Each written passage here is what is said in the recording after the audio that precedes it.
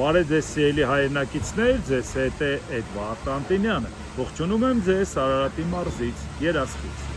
Այսօր Հայաստանի Շնորհապետական կուսակցության ակտիվի հետ, կուսակցության նախագահ Գուրգեն Սիմոնյանի գլխավորությամբ ճանաչողական այցով մեկնում ենք Սյունիք, առաջիկա 4 օրը կլինենք այնտեղ, հանդիպումներ կունենանք տարբեր բնակավայրերում, ուղղակի քանի որ ձեզ հետ շփվելը դա մեր ավանդույթն է եւ իմ կյանքի համար դա պարտադիր, դրա համար ասի որտեղ էլ լինենք, մենք միասին պետք է շփվենք։ Այսօր ապրիլի 30-ն է 2026 թվական, չգիտեմ, դա ասեցի թե մոռացա։ Մենայք,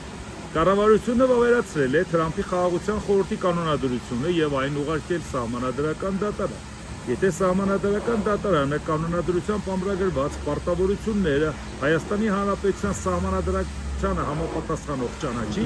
օրենսդրական նախաձեռնությունը կներկայացվի Հայաստանի Հանրապետության ազգային ժողովին։ Ըստ հիմնավորման Հայաստանի ֆինանսների նախարարությունը հայտնել է, որ խաղաղության խորհրդի կանոնադրությունով առկա են Հայաստանի Հանրապետության համար ֆինանսական պարտավորություններ,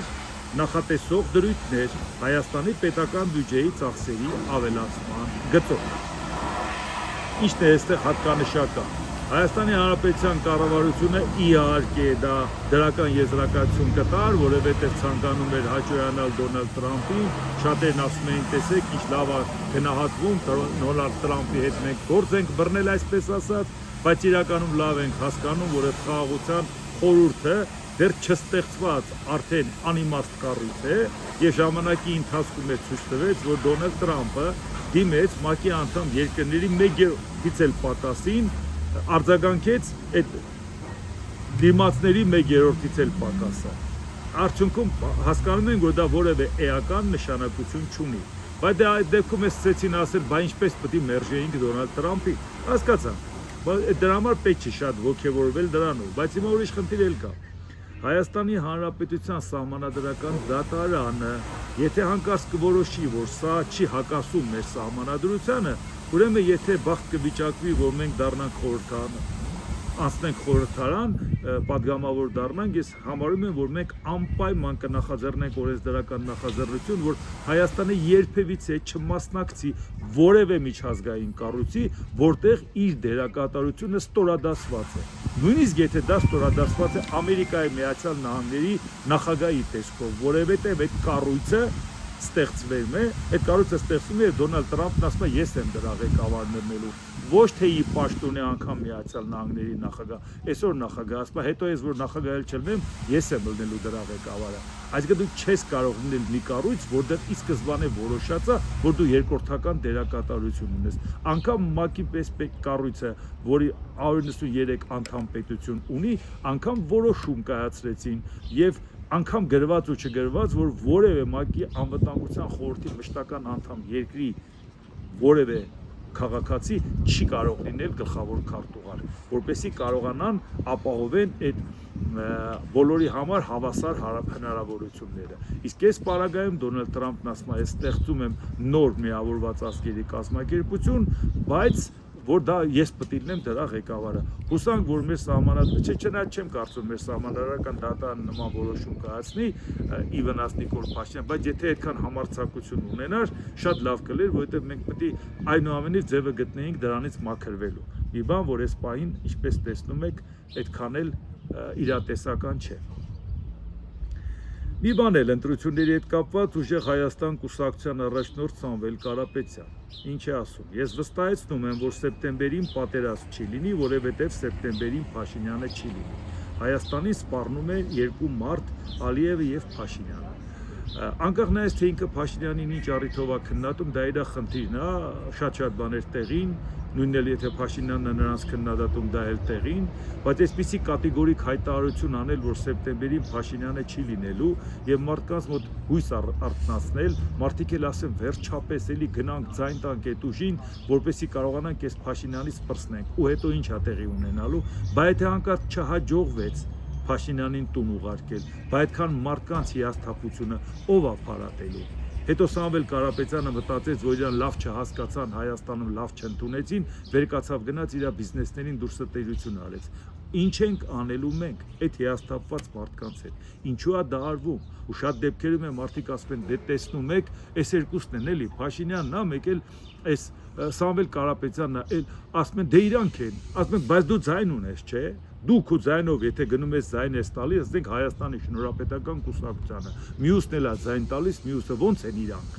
այսինքն դու ոնց որոշեցիր, որ իրանք էր, այդ իրանքը ովքեր են, եւ ես ուզում եմ ասեմ, որ սա առնվազը խաբեությունը ընտրողի հանդեպ,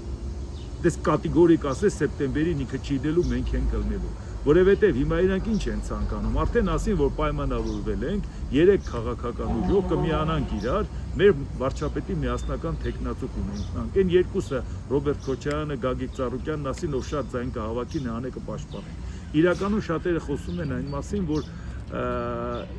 խաղարկվում է այսպես ասած Գյումրի երկու տարբերակը, որոնց որ Գյումրիում բոլորը հավաքվեցին եւ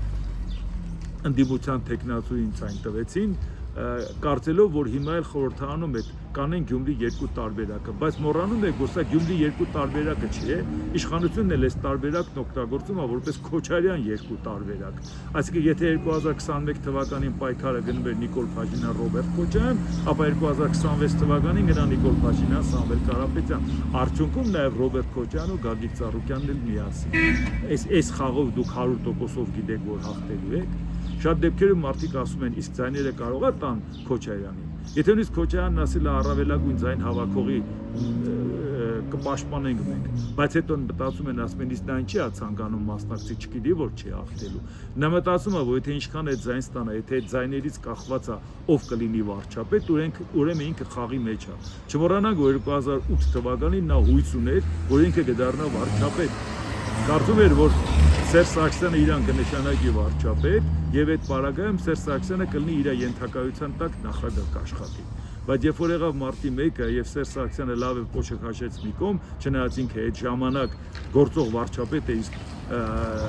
շտաբը ստեղծվել էր կառավարության շենքում, այսինքն ասես դե Քոչարյանն է մեղավոր այդ արյան համար, էլ ոնց իրան վարչապետ տնենք, եւ Քոչարյանն էլ իրան համարեց քծված։ Հիմա նույն հաջողությամբ, եթե Քոչարյանը կարողանա իր ձայնով աջակցի Սամվել Կարապետյանի տեխնացուին, այսինքն արդյունքում ինքը իր դեմքով, թե իր մասնակցությամբ ինքը գալու է իշխանության, դա ենք ուզում ժողովուրդ ջան։ Եվ այս ձևով կատեգորիկ ասելով, ես դրա համար ասում եմ,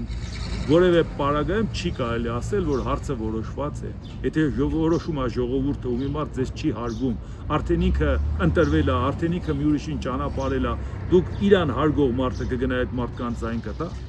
Եթե ասում է ձեր ձայնից ոչինչ կախված չի, մենք ենք ելնելու ու վերջ։ Իսկ մենք ասում ենք ձեր ձայնից է կախված, որպեսզի կյանքի կոչենք մեր ծրագիրը, կյանքի կոչենք ձեր ծրագիրը, կյանքի կոչենք ձեր երեխաների ապագայի ծրագիրը։ Ու դրա համար նաև ասեմ, քանի որ հասկանում եք, որ ինչ անհավասար պայքար ենք մղում այս երկու ուժերի դեմ, ամբողջ քաղաքն է ողողված իրանց նկարներով եւ ամբողջ համացանցն է ողողված իրանց ճաճանչափայլ մտքերով, դրա համար գոնե այն հարթակը, որը ունենք, կարողանանք արդյունավետ օգտագործենք, դրա համար եթե հավանում եք սեղ մեկ լայք կոճակը, բաժանորդագրվեք Էդվարդ Տանտինյա YouTube ալիքին, սեղ մեկ զանգակ կոճակը, գրեք մեկնաբանություններ, գրեք հարցեր, մաքսիմալ տարածեք նյութերը,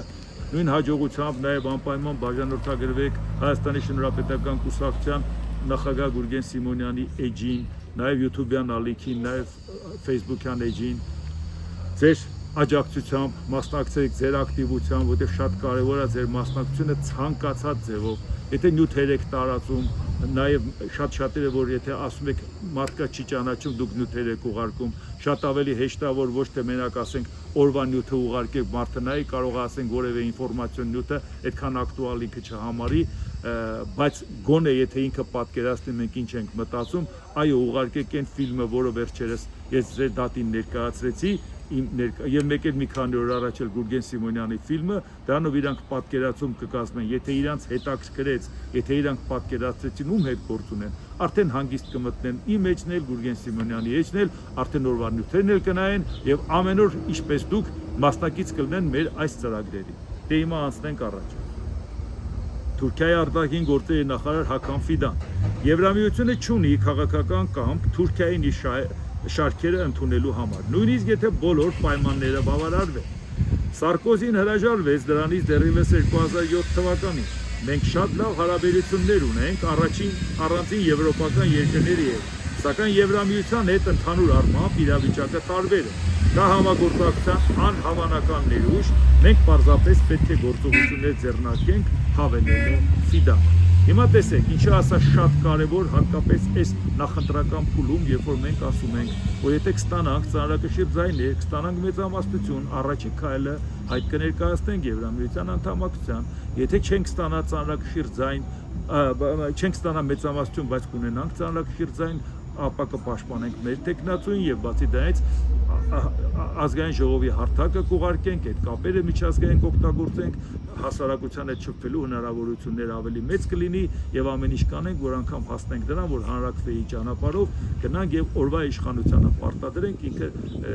հայտ ներկայացնի Եվրամիության անդամակցության։ Ինչպես տեսնում եք Թուրքիայի պես երկիրը տենչում է դառնա Եվրամիության անդամ։ Վերջերս էլ Էրդողանն էր ասում, չէ, ասում էր 50 տարի կանգնած ենք Եվրամիության դռան առաջ, մեզ չեն ընդունում։ Իհարկե 50 տարի Եվրամիությունը չկա, որ իրան ընդունեին։ Դա այնց առաջ ուրիշ կառույցները եւ ուրիշ չափով, ուրիշ կշռով։ Բայց նույնիսկ եթե ինքը չի էլ ասում Եվրամիության դռներն ենք ջարդում, ուզում ասի, որ մենք այդքան չկանք Եվրամիության դռները ջարդենք։ Ուղղակի դռան տակ խելոք կանգնած ենք։ Եվ ինչի համար եմ ես սա ասում։ Շատերն ասում են, դե լավ է, Եվրամիությունը ինչ է, վերացված, ավարտված, քայքայվող կառույց է, քայքայվող կառույց է ու իրան կոտորում է Թուրքիան դառնա Եվրամիության անդամ։ Եթե մեր ասածին չեք հավատում, այդ Թուրքիան, որ նայում եք բնակչության թիվ, նայում եք տարածք, նայում եք աշխարհագրական դիրք, ՆԱՏՕ-ի անդամ, ամենահզոր բանակը տարածաշրջանի, ՆԱՏՕ-ի երկրորդ բանակը, այդ Թուրքիան, որ ինքը երազում է դառնա Եվրամիության անդամ, անգամ շանտաժ է անում շատ ժամանակ, չեք ուզենալ լինեմ Եվրամիության ամենաարևելյան երկիրը, կգնամ թուրքական պետություններին կհավաքեմ, Սունիների առաջնորդ կդառնամ արևելքի ամենաարևմտյան երկիրը, շանտաժ է անում փախստականներին կուղարկեմ Եվրոպա, քանի բան եք տեսել, որ Թուրքիան արել է, որպեսի ստիպի, որպեսի իրանք մտածեն Թուրքիային անդամակցեն Եվրամիության, բայց մարդիկ շատ լավ են հասկանում, Թուրքիայի նկատմամբ իրանք զգուշավորություն ունեն ու լավ իմացեք, եթե Թուրքիայի հարցը ձգձգեն ու վաղը մյուս օրը Հայաստանը շանս ունենա մասնակցության, Թուրքիան կարող է մեզ արգելափակի։ Այնպես ինչպես հիշում եք, Շվեդիային արգելափակում էր, չէր թողում, որ դա դառնա ՆԱՏՕ-ի անդամ, վետո էր դնում։ Որպեսզի մենք այդ խնդիրը չունենանք, կամ Թուրքիայի հետ կանցնենք միաժամանակ, կամ Թուրքիայից առաջ։ Այնպես որ մենք ժամանակ ունենք դա ավելի արագ անելու, թեպետ ինքը տեխնազու պետություն է, բայց իր բանակցությունները չեն սկսում։ Իսկ եթե ինքը մեզանից առաջ անցավ, ինքը ամեն ինչ կանի, որ մենք չանցնենք։ Չմոռանանք, որ իրանք Կիպրոսին են խանգարում, որ անցնի ՆԱՏՕ-ի անդամ։ Կիպրոսը Եվրամիության անդամ դառավ, թեպետ հյուսիսը օկուպացրել էր Թուրքիան, բայց 2004 թվականի մայիսի 1-ին ինքը դարձավ Եվրամիության անդամ, բայց ՆԱՏՕ-ի անդամ չի կարողանում դառնալ, որովհետև Թուրքիան դեմ է։ Այսինքն որպես վաղը մյուս օրը մենք այդ խնդիրը չունենանք, մենք պետք է ժամ առաջ մտածենք ավելի ակտիվ քայլեր անել այդ ուղղությամբ։ Հիմա նայենք մեր շուրջ ինչ է կատարվում, ԱՄՆ նախագահ Դոնալդ Տրամփ։ Շրջափակումը որոշ չափով ավելի արդյունավետ է, քան ռմբակոծությունը։ Նրանք խեղդվում են, նրանք չեն կարող միջուկային զենք ունենալ, նրանք չեն ուզում, որ ես պահպանեմ շրջափակումը։ Ես չեմ ուզում վերացնել այն, քանի որ չեմ ուզում, որ նրանք միջուկային զենք ունենան։ Ինչպես տեսնում եք, Իրանի հետ կապված իրանք շարունակում են մտածել, որ շրջափակումը կլինի արդյունավետ տարբերակ, բայց այդ շրջափակումը նույնիսկ իրանք ցամաքային գործողություններ հասկացան, որ իմաստ չունի։ Շրջափակումը իրանք ասում են, որ ամբողջ պարագծով շրջափակելը մեղմ ժպիտ է առաջացնում, եթե մենք նայենք քարտեզին եւ նայենք քանի հարևան ունի Իրանը, 1.650.000 քառակուսի կիլոմետր տարածք։ Դա նշանակում է իրան շրջափակում ասելով ընդամենը նկատի ունեն Հորմուզի նեղուցը, ոչ ավելի։ Ավելին ուրիշ ֆիզիկապես չեն էլ կարող դա անել, բայց համարում են դա արդյունավետ, բայց դա այդքան էլ արդյունավետ չէ։ Այո, իսկապես վնաս տալիս է, բայց այդ վնասի պարագայում այո, շատ լուրջ խնդիրներ ունի Իրանը, բայց ի վերջո իրանք չեն կարողանում հարցը լուծեն, չեն կարողանում այդ պատերազմից դուրս գալ։ Այո, եթե Իրանը պրոբլեմներ չլիներ, ինչի են մարդիկ փողոց դուրս գալի։ Մարդիկ քաղաքական դրդապատճառով չէին փողոց դուրս եկել, չէ՞։ Նրանք դուրս եկան տնտեսական, սոցիալական խնդիրներով, դա փորձեցին օգտագործել, դրսից էլ աջակցեն եւ իրանք դառնան, իշխանությունը փոխեն։ Այսինքն այդ տնտեսականը ոչ վերացավ, ավելի խորացավ, չէ՞։ Եվ այս պարագայում հիմա տեսնենք, բայց այն դեպքում Իրանից արձագանքները ինչպիսին են։ Իրանի խորհրդարանի խոսնակ Մոհամմադ Բաղեր Ղալիբաֆ ԱՄՆ-ի սահմանած ծովային շրջափակումն ուղղված է ներքին պառակտում ստեղծելու եւ երկիրը թուլացնելու։ ԱՄՆ նախագահ Դոնալդ Թրամփը փորձում է իրանական հասարակությանը բաժանել կոշտ գծի կողմնակիցների եւ չափավորների, միաժամանակ նավահանգիստների շրջափակման միջոցով ուժեղացնելով տնտեսական ճնշումը։ Վաշինգտոնն անցել է ճնշման նոր փուլի, համատեղելով տնտեսական միջոցները եւ տեղեկատվական ներգործությունը, որպեսզի թուլացնի երկիրը կամ նույնիսկ հասցնի ներքին փլուզման։ Ղալիբաֆը կոչար է պահպանել ազգային միասնությունը, այն անվանելով արտաքին ճնշմանը դիմակայելու միակ միջոցը։ Սա էլ այն Ղալիբաֆի մասին է խոսքը, որը բանակցողներ Պակիստանում պատվիրակության ղեկավարն էր Իրանի կողմից եւ շատ դեպքերում, երբ որ Դոնալդ Թրամփն ասում է, որ այնտեղ պաշտոնյա չի մնացել, որ այդ հարցերը անեն, ում հետ ենք բանակցելու, ում հետ ենք պայմանագիր կնքելու, բայց օրը մի պաշտոնյա արձագանքում է իրան։ Այս չմնացած պաշտոնյաները միասնական, միահամուռ կերպով արձագանքում են այս ամեն ինչին։ Եվ հիմա տեսեք, նույն հաջողությամբ ինչ է ասում Իրանի նախագահ Մասուդ Պեզեշքյանը։ Այսօր մեր թշնամիները վերանայելով իրենց մոտեցումը դիմել են ծովային շրջափակման եւ ծովային առևտրային ուղիների աշխատանքի սահմանափակման ռազմավարությանը, որպես Իրանի կառավարության եւ ժողովրդի վրա ճնշում գործադրելու նոր գործիք։ Ծովային շրջափակում եւ սահմանափակումներ մտցնելու ցանկացած փորձ հակասում է միջազգային իրավունքին եւ տարածաշրջանի երկրների շահերին, համաշխարհային խաղաղությանն ու կայունությանը եւ որևէ արդյունք չի ունենա։ Մասուդ Պեզեշքյանը շարունակում է. Պարսից ծոցի ջրային տարածքում անվտանգությունը կարող են ապահովել միայն տարածաշրջանի երկրների համագործակցության արդյունքում։ Այս ռազմավարական նշանակություն ունեցող շրջանի անվտանգությունը կարող է ապահովել միայն տարածաշրջանի երկրների համագործակցության պայմանով։ Պեզեշքյանը նաև Պարսից ծոցում ցանկացած անկայունության պատասխանատվությունը բարթել է ԱՄՆ-ի եւ Իսրայելի վրա։ Այսօր տեսնում եք նախագահի կարծիքը, այն տեսակ պարլամենտի նախագահի, պատվիրակության ղեկավարի կարծիքը, հիմա նայում ենք նաև գերագույն առաջնորդի, որին ասում են վիրավոր է եւ չի կարողանում մասնակցել այդ խնդիրներին։ Իրանի գերագույն առաջնորդ Մոջթաբա Խամեյնի այսօր Իրանի դեմ խոշորագույն ագրեսիայից 2 ամիս անց Ամերիկայի խայտառակ պարտությունից եւ նրա ծրագրերի տապալումից հետո նոր գլուխ է սկսվում Պարսից ծոցի եւ Հորմուզի նեղուցի պատմության մեջ։ Իրանը մտադիր է այսուհետ եւս կառավարել Պարսից ծոցն ու Հորմուզի նեղուցը, ապահովելով անվտանգության առանց ամերիկյան ներկայության։ Այսինքն ինքը հույս ունի, որ ինքը պետք է կարողանա Հորմուզի նեղուցը իր վերահսկողության տակ պահի։ Ամերիկան ասում է, դե եթե դու վերահսկողության տակ պահես, մենք էլ կփակենք, չենք թողի, որ դա օգտագործես, եւ դա լուրջ խնդիրներ է առաջացնում Իրանի համար։ Իրանն էլ ասում է, դե եթե այդպես է, ուրեմն իմացի, որ մենք էլ հասնելու ենք դրան, որ այդ ճանապարհը լինի մեր վերահսկողության տակ։ Իրանը Հորմուզի նեղուցը կառավարելու գործնական հնարավորության հաշվին մտադիր է ապահովել Պարսից ծոցի տարածաշրջանի անվտանգությունը եւ վերջ դնել հակառակորդի չարաշահումներին։ Խամենեի խոսքով Պարսից ծոցի տարածաշրջանին սպասվում է պայծառ ապագա առանց ամերիկյան ներկայության։ Հիմա դուք տեսաք, որ իրանք բավական համառորեն փորձում են ներկայացնեն, որ իրանք մոտ ամեն ինչ նորմալ է եւ իրանք լի են վճռականությամբ պայմանագիր չկնքեն եւ զիջումների չգնան։ Բայց մենք նաեւ պետք է ուշադրություն դարձնենք, որ չգիտես ինչու մեր մոտ երբ որ վերլուծություններ արվում են, մի տեսակ միակողմանի է արվում, ինչ չեն ուզում ցույց տան, որ Իսրայելը, որը որ ինքը նախաձեռնեց այս պատերազմը, բավական լուրջ խնդիրներ ունի հենց Բենյամին Նեթանյահուն։ Այսօր Բենյամին Նեթանյահուի նկատմամբ ոչ թե մեկ, այլ մի քանի քրեական գործեր կան կոռուպցիայի հետ կապված եւ այդ դատավարությունը հիմա գնում է եւ շատ-շատերը դժգոհ են, շատ-շատերը նրա դեմ դուրս են գալի։ Հոկտեմբերի վերջին լինելու է ընտրություններ եւ շատ-շատերը կանխատեսում են, որ ինքը չի անցնելու ղեկավարած քաղաքական ուժը, որովհետեւ մարդիկ դժգոհ են, փողոց են դուրս գալի, շատ կուսակցություններ, որ անգամ իրար հետ հակասություններ ունեն, միավորվում են իրար հետ, ասում են, այս փորձում է Նեթանյահուն այս կոռուպցիոն սկանդալները քողարկելու համար, ասի ժողովուրդ ջան, պատերազմի մեջ եմ, ինձ աջակցեք, ինչ բանի մասին է խոսքը։ Դատավարության, անգամ մերժեցին Թրամփի միջնորդությունը, նախագահը ասեց, որ համաներում չի լինելու եւ դուք տեսեք հիմա ինչա կատարվում։ Այո, ժողովուրդը արդարացիորեն ինչի է դժգոհում, որտեղ 6-օրյա պատերազմը 1967 թվականի, երբ որ հավաքվեց կոալիցիոն ուժեր, պատրաստում էին հարձակվել Իսրայելի վրա, Իսրայելը նախահարձակ եղավ եւ բոլորից տարածքներ վերցրեց եւ այդ ժամանակ, այսինքն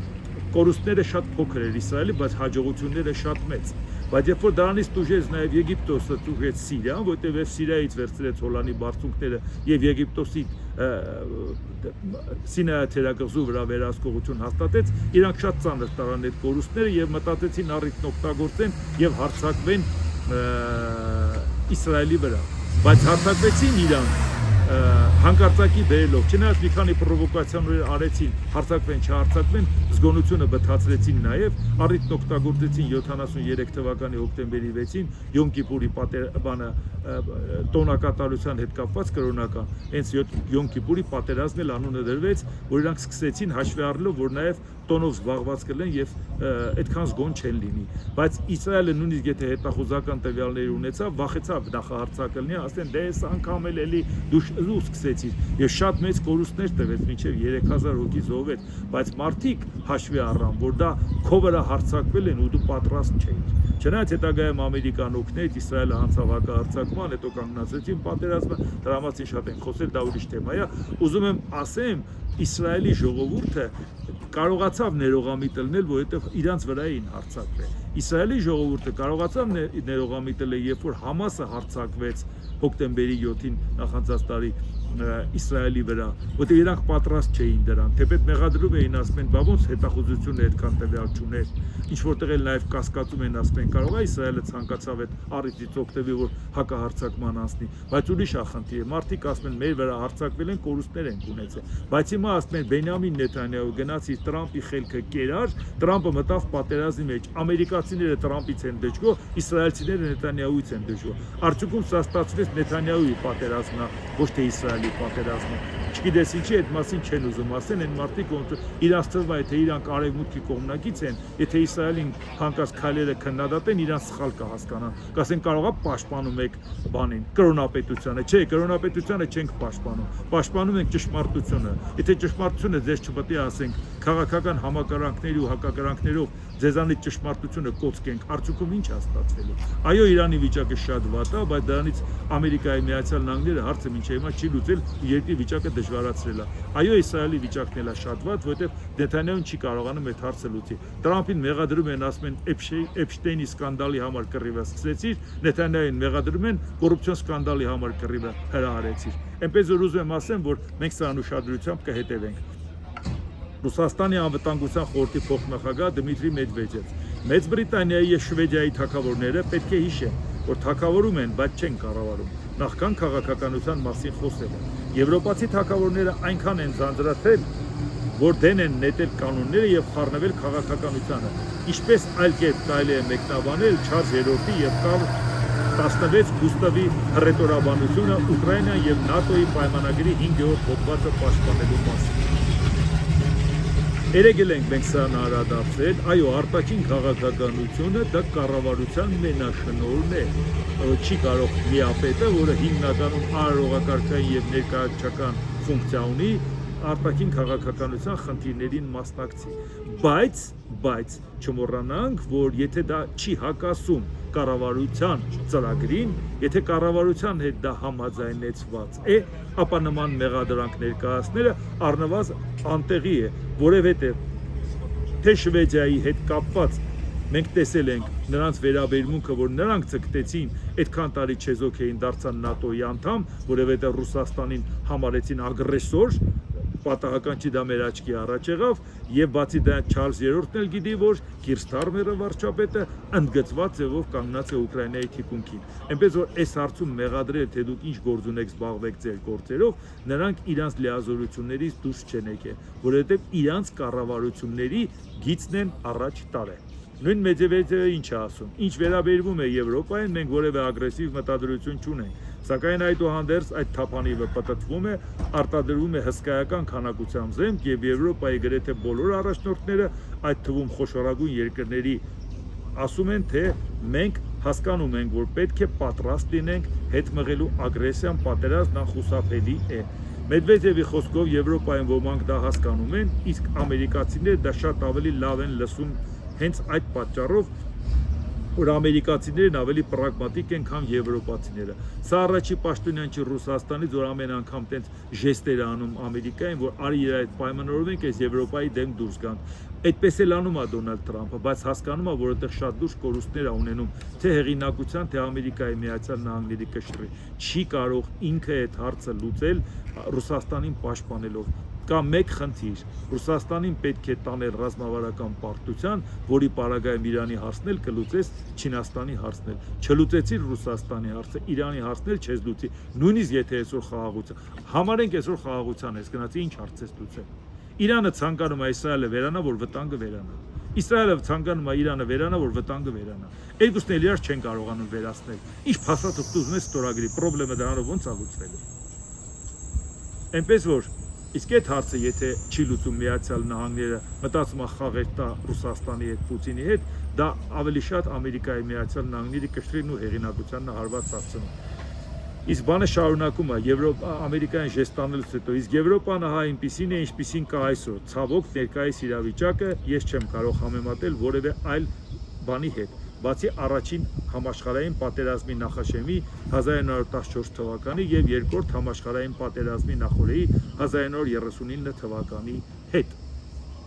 Այսինքն հիմա ինքը համաշխարհային պատերազմներ է թվարկում, մոռանալով, որ այս պատերազմը հրահարել է հենց Ռուսաստանը։ Ռուսաստանն էր, որ Եվրոպայի անվտանգության բաղկացուցիչ մաս էր։ Ռուսաստանն էր, որ ՆԱՏՕ պլյուս էր, Ռուսաստան, որ մեծյոտնյակ պլյուս էր։ Ռուսաստանը ինքը հրաժարվեց այդ ամեն ինչից, որպեսզի վերցներ Ղրիմը։ Պատմական մեր Ղրիմը վերցնում ենք։ Քո պատմական Ղրիմը վերցնվեց, թե ինչով էր պատմական, սկյուտների հետ է իր պատմական, թե չգիտեմ ում հետ, բայց լավ դա դնենք մի կողմ, թե հունական քաղաքների ժամանակ է իր պատմական, երբ որ գոյություն չունեիր, բայց Չինաստանի պատմական տարածքները անհամեմատ գերազանցող Ղրիմ գումարած Դոնբաս տալիս է Չինաստանին եւ իրանց իրենք պատմական քարտեզները տպագրում են, մարդիկ է գալիս այնտեղ ապրում են, այդ հանածոները բարբարոսաբար տանում են, բայց հողն էլ մշակում ամեն ինչ անում, իրանց աշխատողներին էլ բերում եւ որ հիմա կարճ ժամանակ հետո կունենաք մի քանի 100 միլիոն պատմական չինացի ձեր տարածքներում, ընկել եք Դոնբասի հետևից։ ԱՄՆ նախագահ Դոնալդ Թրամփ Պուտինը եւս չի ցանկանում, որ Իրանը միջուկային զենք մշակի։ Կարծում եմ Պուտինը կցանկանար տեսնել Ուկրաինայի հարցի լուծումը, եւ դա լավ է։ Պուտինն ինձ ասաց, որ կցանկանար մասնակցել ուրանի հարստացման վերաբերյալ հարցին, եթե կարողանար օգնել մեզ դրանում։ Ես պատասխանեցի, որ կնախընտրեի, որ նա մասնակցեր Ուկրաինայի հետ պատերազմի ավարտին։ Ես Պուտինին առաջարկեցի զինադադար։ Կարծում եմ նա կարող է համաձայնվել դրան։ Արդյոք նա արդեն հայտարարել է դրա մասին։ Կարծում եմ Պուտինը որոշ ժամանակ առաջ պատրաստ էր գործարք կնքել, կարծում եմ ինչ-որ մեկը խանգարում է նրան դա անել, նշել է Թրամփը։ Այսքան ամսվա ընթացքում չհասկացար, որ ինքը գործարք ուզում է կնքել, բայց չի ուզում գնա զիջումների։ Իսկ այն ինչ որ ինքը ցանկանում է Ուկրաինայից Դոնբասը, դա էլ Ուկրաինան չի կարող համաձայնվել, փաստաթուղթ ստորագրել եւ իր տարածքը հանձնել։ Նա, որը պատերազմով գրավել է, հասկացա։ Փորձի վաղը մյուս օրը հետ բերի, բայց այն որ ինքը դու չես գրավել, նա ո՞նց է քեզ հանձնելու։ Այս պարագայում բացառվում է, որ Ուկրաինան դրան համաձայնվի։ Նույնիսկ եթե Զելենսկին ստորագրի, դա մեկը չի անցնի, Ռադայով էլ չի անցնի եւ ժողովուրդը դա չի ընդունի։ Ուղղակի նրա սահմանադրությունը թույլ չի տալիս նախագահի ստորագրությամբ տարածք փոփոխել։ Այնպես որ այս հարցը Դոնալդ Թրամփը որ ասում է, ինքը պատասխանը շատ լավ էլ գիտի։ Պատասխանը նա չի, որ այն չի, որ Ռուսաստանի հետ խաղեր տասնդեմ Ուկրաինայի։ Եվ դրա համար արևմուտքն Եվրոպան է կանգնած է Ուկրաինայի թիկունքին։ Ուկրաինայի նախագահ Վոլոդիմիր Զելենսկի։ Մենք մեր գործընկերներից հաղորդագրություններ ստացանք, որ Մերձավոր Արևելքում արկա մարտահրավերների պատճառով մենք կարող ենք չհարցակվել Ռուսաստանի որոշակի էներգետիկ ենթակառուցվածքների վրա։ Եվ իհարկե ես ասացի, ոչ, մենք կհարցակվենք, եկեք կնքենք էներգետիկ զինադադար, բայց ոչ ոք մեզ նման բան չի առաջարկել։ Մենք բաց ենք դրան, բայց եթե Ռուսաստանը հարձակվի մեզ վրա, մենք ամեն դեպքում կպատասխանենք։ Ռուսաստանն ուժեղ դիրքում չէ։ Մենք ավելի լավ դիրքում ենք, քան եղել ենք վերջին 9-10 ամիսների ընթացքում, նկատի ունեմ մարտադաշտում ստեղծված իրավիճակը, բայց ամեն դեպքում ավելի լավ է դադարեցնել պատերազմը, նշել է Զելենսկին։ Ռուսաստանը անդադ ասում է, համոզում է Թրամփին, որ ասում է մենք առաջ ենք գնում, այս ենք անում, այն ենք անում, բայց կյանքը ցույց է տալիս, որ դա այդպես չի, եթե դա այդպես լիներ, Ուկրաինան համենայն դեպս չէր զիջի, կզիջեր։ Կյանքը ցույց է տալիս, ոնց որ ասում ենք Իրանի հետ կապված, Ամերիկան ասում է ջախջախել եմ, կործանել եմ, ավարտել եմ, վերացրել եմ, բայց խնդրում եմ, որ բանակցության կան չեն գալի։ Եթե այդ ամեն ինչ նայել ես, բան չի չեն գալի։ Ռուսաստանի Դաշնության նախագահի օգնական Յուրի Ուշակով, Ռուսաստանի նախագահ Վլադիմիր Պուտինը եւ ԱՄՆ նախագահ Դոնալդ Թրամփը հեռախոսազրույց են ունեցել, որը տևել է ավելի քան 1.5 ժամ։ Ռուսաստանի նախագահ Վլադիմիր Պուտինը ԱՄՆ նախագահ Դոնալդ Թրամփին տեղեկացրել է, որ պատրաստ է հաղթանակի օրվա ընթացքում զինադադար հայտարարել։ Ուշակովի խոսքով ամերիկյան կողմը աջակցել է նախաձեռնությանը, ընդգծելով, որ հաղթանակի օրը խորհրդանշում է երկրորդ համաշխարհային պատերազմում նացիզմի դեմ ընդհանուր հաղթանակը։ Պուտինը ներկայացրել է իրավիճակի մարտական գործողությունների գոտում նշելով, որ ռուսական զորքերը առաջ են շարժում եւ ճնշում հակառակորդին։ Նա հավելել է, որ Ռուսաստանի նպատակները կիրագործվեն, սակայն Մոսկվան նախընտրում է հասնել դրանց բանակցությունների միջոցով։ Ավելի պրիմիտիվ բան պատկերացնել դժվար է, որտեղ ինքը շատ ուժեղ վախենում է ուկրաինական դրոններից ու հրթիռներից, դրա համար ասում ավելի լավ անենց անենք զինադադար անենք, կարողանանք մայիսինի գոնե սահմանափակ քանակությամբ շքերթը անցկացնենք, բայց ինչ ասում, դե մենք նացիզմի դեմ ընդհանուր պայքար ենք տարել, Ամերիկային համոզում է, որ Ամերիկան միջնորդի Ուկրաինային, մոռանում է, որ նախորդ մայիսի 9-ին 2022 թվականի պատերազմից հետո այդ բոլոր արևմուտքին ասում էր նացիստներ, բոլոր արևմուտքին ասում էր մի հատ էլ կկրկնենք, որ ձեզ հաղթել ենք։ Այսինքն նրանք բոլորը նացիստ էին, ֆաշիստ էին, իրանք մենակ են հաղթել։ Այդ ժամանակ չէին հիշում, որ Ուկրաինան էլ իրանց հետ միասին էր կռվում նացիզմի դեմ։ Այդ ժամանակ չէին հիշում, որ Ուկրաինան ՄԱԿ-ի անդամ է դարձել 1945 թվականի հոկտեմբերի 24-ին, հիմնադիր անդամ 51 երկրներից մեկն է եղել, իսկ Ռուսաստան խորհրդային միությունն էր հիմնադիր անդամ, ոչ Ռուսաստանի սոցիալիստական ֆեդերատիվ հանրապետությունը։ Եվ այս պարագայում դուք այդ ձևով հիշեցիք կամ արևմուտքին մեղադրում եք, որ նոր ֆաշիստների դեմ հիմա ենք պայքարում, հիմա նոր հիշեցիք, որ միասնական եք հաղթել։ Կիևի իշխանությունները ձգձգում են հակամարտությունը, այդ շարունակում է Պուտինը, ինչպես նաև կիրառում են ահաբեկչական մեթոդներ քաղաքացիական օբյեկտների դեմ հարվածներ հասցնելով։ Զրույցի ընթացքում կողմերը անդրադարձել են նաև Մերձավոր Արևելքի իրավիճակին։ Թրամփը ներկայացրել է իր գնահատականները տարածաշրջանի վերաբերյալ, իսկ Պուտինը նշել է, որ Իրանի դեմ ԱՄՆ հնարավոր ցամաքային գործողությունները կլինի անթույլատրելի եւ վտանգավոր։ Կողմերը նաև անդրադարձել են երկկողմ տնտեսական համագործակցության հեռանկարներին, ընդգծելով էներգետիկ եւ այլ ոլորտներում փոխշահավետ նախագծերի հնարավորությունը։ Զրույցի ավարտին Պուտինն ու Թրամփը պայմանավորվել են շարունակել շփումները ինչպես անձնական մակարդակով, այնպես էլ իրենց օգնականների միջոցով։ Իսրան անմիջապես արձագանքել է Ուկրաինայի նախագահ Վոլոդիմիր Զելենսկին։ Ռուսաստանի նախագահ Վլադիմիր Պուտինի մայիսի 9-ի կապակցությամբ հրադադար հաստատելու առաջարկին ինչ է ասել։ Ես մեր ներկայացուցիչներին հանձնարարել եմ կապ հաստատել ԱՄՆ նախագահի թիմի հետ եւ ծանոթանալ Ռուսաստանի կարճաժամկետ հրադադարի առաջարկի մանրամասներին, գրել է Ուկրաինայի նախագահը։ Կպարզենք, թե կոնկրետ ինչի մասին է խոսքը։ Մի քանի ժամվա անվտանգության ապահովում Մոսկվայում շքերթի համար, թե ավելին։ Այսինքն դժվար չէր հասկանալ, թե ինչ է առաջարկում Վլադիմիր Պուտինը։ Կիևն առաջարկում է երկարաժամկետ հրադադար, որը կապահովի մարդկանց համար հուսալի անվտանգություն եւ երկարաժամկետ խաղաղություն։ Հիմա նայենք Դոնալդ Թրամփը հերթական անգամ դժգոհություններ է Գերմանիայից ԱՄՆ նախագահ Դոնալդ Թրամփն Միացյալ Նահանգները ուսումնասիրում եւ վերանայում է Գերմանիայում զորքերի հնարավոր կրճատման հարցը, որի վերաբերյալ որոշումը կկայացվի մոտ ժամանակներս։ Թրամփն այս սպառնալիքը հնչեցրել է այն բանից հետո, երբ մերսն այս շաբաթվա սկզբին հայտարարել էր, թե Իրանի ղեկավարությունը նվաստացնում է ԱՄՆ-ին եւ քննադատել էր Վաշինգտոնին պատերազմում ռազմավարության բացակայության համար։ Թրամփն իր հերթին բազմիցս քննադատել է ՆԱՏՕ-ին 2 ամիս տևող պատերազմում ԱՄՆ-ին օգնություն ցուցաբերելու հրաժարվելու համար։ Այգե տեսեք ինչ է ստացվում։ Ֆրիդրիխ Մերցը այո քննադատեց Թրամփին եւ որ անիմաստ էր այս պատերազմը սկսեցին ոչ մտնելը հասկացան ոչ դուրս գալը հասկացան բայց նաեւ ուրիշ իսկ ինչա Դոնալդ Թրամփը եթե իր բազան հանեց Գերմանիայից շատ լուրջ վնասներ է հասցնելու Գերմանիան այսօր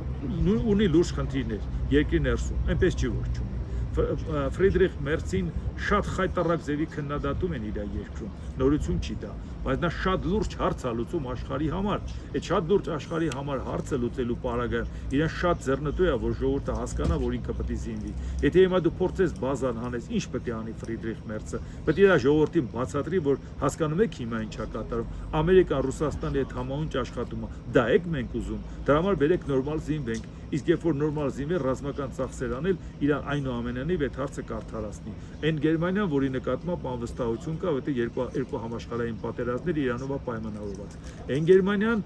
որին շատ կուզենա, որ իսկապես ինքը զինվի։ Այն Գերմանիան, որ ամենամեծ բնակչությունն ունի Եվրոպայում, որ ամենամեծ համախառն ներքին արդյունքը։ Իհարկե իրան ձեռնտու է նաև զինվի եւ շատ լուրջ ձևով դերակատարություն ստանձնի, լիդերություն ստանձնի Եվրոպայում։ Այնպես որ եթե Ամերիկայի Միացյալ Նահանգների նախագահ հանեց դա, դրան որևէ վնաս չի տալու։ Կներեք հաշվի առնելով որ պայմանները այսպես է, մի հատ իմանո քանի րոպե ունենք դա ցույց կտա, քանի րոպե անցել։ 40 34, հա, 40-42 ցույց կտա, որ շատ չհոգնեցնեն մեր հայրենակիցներին։ ԱՄՆ պետքարտուղարությունը պատրաստում է ԱՄՆ նախագահ Դոնալդ Թրամփի պատկերով անձնագրերի սահմանափակ շարքի թողարկում, նվիրված ԱՄՆ-ի անկախության 250-ամյակին։ Անձնագրի մակետի վրա ներքին կողմում Թրամփի դիմանկարը շրջապատված է անկախության հռչակագրի տեսքով եւ ԱՄՆ դրոշով։ Մյուս էջում պատկերված է անկախության հռչակագրի կտավը, որը պատկերում է Ամերիկայի հիմնադիր հայրերին։ Իհարկե Դոնալդ Թրամփը այլտեղ չի գտել Հորմուզի նեղուցն էլ այսօր քարտեզ էր տարածել, որ դա գրած էր Թրամփի նեղուց, այնտեղ այլտեղ չի մնացել, որ իր անունը չի գրել օթանավակայանի վրա, չգիտես ինչի վրա, բոլոր տեղերը Թրամփա գրած։ Չեմ հասկանում, այդ մարդը Ամերիկայի Միացյալ Նահանգների նախագահի աթոռին նստել է ու գրած է, որ դու Ամերիկայի Միացյալ Նահանգների նախագահն ես, իրան պետքա տարբեր տեղեր իր անունը գրի, ես չէի պատկերացնում, որ Ամերիկայի Միացյալ Նահանգների նախագահը կարա այս աշխանի բարդույթավորված լինի, ներողություն։ Հիմա էլ ինքը իր նկարը հիմնադիր հայրերի հետ դրել է, որ տեսեք ինքը լուրջ պատմական առաքելություն է ստանձնել, էլի պատահական չէ, այդ հիմնադիր հայրերի հետ կապված ասեմ, Չարլզ երրորդը այն հանդիպման ժամանակ որ ելույթ էր ունեցել, ասել էր պարոն նախագահ Թրամփին, դուք վերջերս ասացիք, որ եթե ԱՄՆ-ն չլիներ, եվրոպական երկրները կխոսեին գերմաներեն։ Ես կհակադարձեմ, ասել, որ այս կհամարձակվեմ ասել, որ եթե մենք չլինեինք, դուք կխոսեիք ֆրանսերեն։ Այսինքն սա ինչ է համար, որովհետև պատմությունը հաստատ Դոնալդ Թրամփի ուժեղ կողմը չի։ Եթե Դոնալդ Թրամփի ուժեղ կողմը լիներ, ինքը կհասկանար այդ պետությունը այս հիմնադիր հայրերի հետ, որ մի հարթության վրա նկարվում է այս կողմը, գոնե մի հատ կծանոթանար, թե այդ հիմնադիր հայրերը ինչ են արել Ամերիկայի Միացյալ Նահանգների համար։ Եթե մենք նայենք գոնե այդ 7 հիմնադիր հայրերին, հիմնական են ամենաէլիտար հիմնադիրներ, այսպես ասեմ, առաջի 4-ը եղել են Ամերիկայի Միացյալ Նահանգների, 4 եղել են Ամերիկայի Միացյալ Նահանգների նախագահներ։ Առաջինը Ջորջ Վաշինգտոնը 1789-1797, 2 ժամկետ, բայց 96 թվականին նամակով դիմեց կոնգրեսին եւ ասեց. կարևորը անձնական ամբիցիան չի, կարևորը պետության շահն է, ու ես չեմ մասնակցելու երրորդ ժամկետ։ Այն դեպքում, երբ որ օրենքի սահմանափակում չկար, օրենքի սահմանափակումը 22 ուղումը դա եղել է շատ ավելի ուշ Ֆրանկլին Դելանո Ռուզվելտի 4 անգամ ընտրվելուց հետո։ Դրանից հետո մինչև այսօր ամեն տարի Ջորջ Վաշինգտոնի այդ ուղերձը կարդում են, որ մարդիկ իմանան, որ կարևորը պետության շահն է, ոչ թե անձնական ամբիցիան, որ մի անգամ էլ նախագահ լինեմ, իսկ այդ Դոնալդ Թրամփը չէր ուզում խախտելով, տանջվելով մի բանանի, որ նորից մի անգամ էլ ընտրվի, հետո ասին հնարավոր չի, սահմանադրությունը թույլ չի տալիս։ Իսկ դրանից հետո ով եկավ 1797-ից 1801 Ջոն Ադամսը ընդամենը մի ժամկետ ընտրվեց։ Այն դեպքում ինքը լեգենդար անձնավորություն էր եւ Վաշինգտոնի կաբինետում փոխնախագահ էր։ Ասեց վերջ հերիքա, ես գնում եմ հանգստի։ Այն դեպքում երբ որ պաշտոնաթողությունից հետո 25 տարի ապրեց, բայց թողեց սերունդ, իր տղան դարձավ Ջոն Քուինսի Ադամսը Ամերիկայի Միացյալ Նահանգների 6-րդ նախագահ, բայց ինքը եթե ցանկանար էլի ինտերվեր որևէ մեկը իր ամտի խանգարեր 1801-1809 Թոմաս Ջեֆերսոն, որը շատ հայտնի է, որը Վաշինգտոնի ադմինիստրացիայում պետքարտուղար էր, Ջոն Ադամսի ադմինիստրացիայում փոխնախագահ էր։ Ինչ արեց այդ մարդը։ Ստերկատիրության դեմ պայքարում էր, ամեն ինչ անում էր նրանց իրավունքները պաշտպանելու համար։ Անկամ իր գրած սահմանադրությունը չանցավ ասին դեմոկրատ սահմանադրություն։ Ինքը պլանտատորի տղա էր, ինքը ով իր բարեկամից մեռնում էր, իրան հող էր կտակում։ Այս ստրուկուներ էր, պլանտացիաներ ուներ, բայց պայքարում էր այդ մարդկանց ծանր աշխատանքի դեմ, պայքարում էր, որ այդ մարդիկ նորմալ ապրեն։ Մոռացանք դա։ Ջեյմս Մեդիսոն 4-րդը, որ նայենք 1800-9817 Այս նույն Ջեյն Մեդիսոնն էր, որ եթե ինքը չլիներ 4-րդ նախագահը հիմնադիր 7 հիմնադիր անդամներից, որը որ Լուիզիանայի նահանգը եթե գնումման հարցը չապահովեր, այն 13 նահանգով անկախություն էի քրճակել 76 թվականին։ Մենակ այդ քանի չափ Լուիզիանան միացավ եւ Ամերիկայի Միացյալ Նահանգների կշիռը մեծացավ։ Բայց այդ մարդկանց արածները նայեք։ Ինչի նաև այդ հիմնադիր հայրերից Բենջամին Ֆրանկլինը, որը տենց էլ նախագահ չդարձավ, բայց ամենալեգենդար առաջի հիմնադիր հայրն էր, որը որ միակն էր եղել հիմնադիր հայրերից, որ 3 հիմնադիր փաստաթուղթերը հիմնարար փաստաթուղթերը Ամերիկայի Միացյալ Նահանգների կայացման ստորագրել էր 1776 թվականի անկախության հռչակագիր, 1783 թվականի Վերսալի պայմանագիր, որով ի վերջո վերջ տրվեց Բրիտանիայի պատերազմին, եւ 1787 թվականի սահմանադրությունը, եւ նույն Բենջամին Ֆրանկլինը կանգնեց ու ասեց, որ այս սահմանադրությունը, որ ընդունում ենք, ապագայի համար ենք ընդունում, մեզ համար չենք ընդունում, եւ չմոռանանք, որ այդ նույն Բենջամին Ֆրանկլինը 1776 թվականի 70 տարեկան էր, որ ուղարկել էին Ֆրանսիա գնան դեսպան ինչի համար, որ մի քիչ փող խնդրեր Ֆրանսիայից, Դոնալդ Թրամփը խաբարա, որ Ֆրանսիայից գնացել էր 70 տարեկան մարդու փողեր խնդրում եւ ցանկանում էր Ֆրանսիային դեպի իրենց թեքի, որպեսզի կարողանար գոնե Բրիտանիայի հետ կապված հարցերը կարգավորել, որ հետո դրանից հետո գնային Վերսալի պայմանագիրը ստորագրեին, բայց այդ դեպքը մոռացար, որ Ֆրանսիայի հույսին էիք մնացել։ Այս ամեն ինչը ես ասում եմ, ինչի՞ եմ, ես սրտի ցավով եմ ասում, որտեղ այս աշխարհի դերակատարությունը մենք առաքելությունը սպասում ենք առաջի հերթին Ամերիկայից, բայց Ամերիկան անընդհատ այս հակասությունների մեջ մտնելով Եվրոպայի հետ արդյունքում մենք ենք տուժելու։ Ես անգամ վատ երազում չէի պատկերացնի, որ կարող է լինի Ամերիկայի Միացյալ Նահանգների եւ Եվրոպայի միջև հակասություններ։ Հուսանք, որ այդ ամեն ինչը կկարգավորվի եւ Ամերիկայում կգա մի մարդ կդառնա նախագահ, որը որ գոնե իր պատմությունը կկարդա, ոչ թե իր նկարը կտանի հիմնադիր հայերի կողքին նստի, իսկ մենք Երևանում նստած հիմա երասխից հիմնադիր հայերի կենսագրությունը ոտից գլուխ գիտենք, որովհետեւ ուզում ենք, որ աշխարհը արժեքներով առաջնորդվի։ Դե ինչ Եթե հավանեցիք սեղմեք լայք կոճակը, բաժանորդագրվեք Էդվարդ Տանտինյանի YouTube-յան ալիքին, սեղմեք զանգակ կոճակը, գրեք մեկնաբանություններ, գրեք հարցեր, դիտեք եւ դատեք ինքները։ Շնորհակալություն։